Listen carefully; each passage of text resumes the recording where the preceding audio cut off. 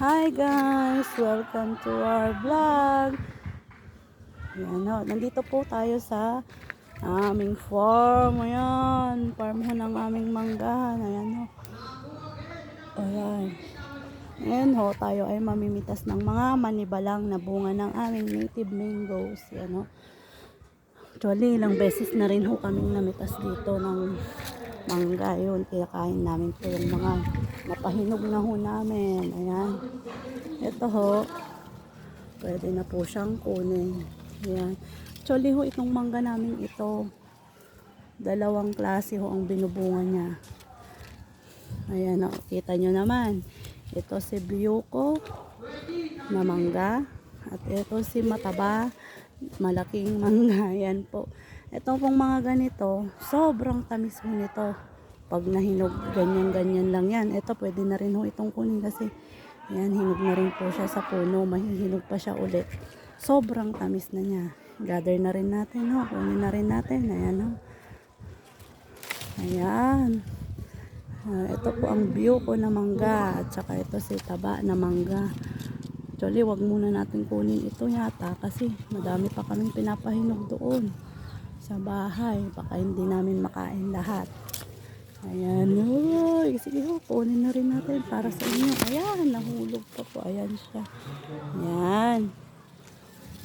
Ayan, namumulaklak pa rin po sila. Ayan ho. Dami. Ayan. Ito yung kinuha ko po kanina na isa.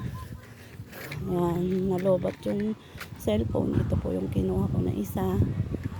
Nagsabono din. Ayan ho, ito po ang aking duyan. Itong duyan na ito ho is ginagamit ko siya sa aking work doon sa sabungan. Nag-work po ako doon bilang tiller. Ayan.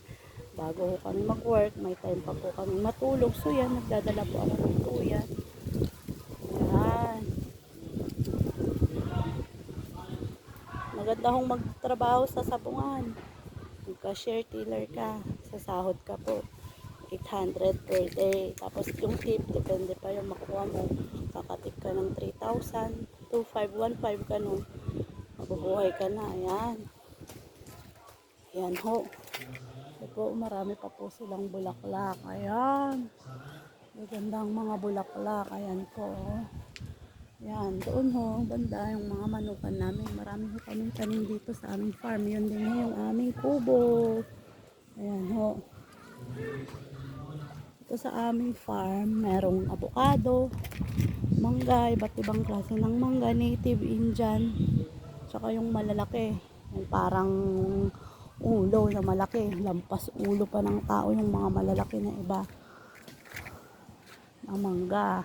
Saging, meron din ho kami.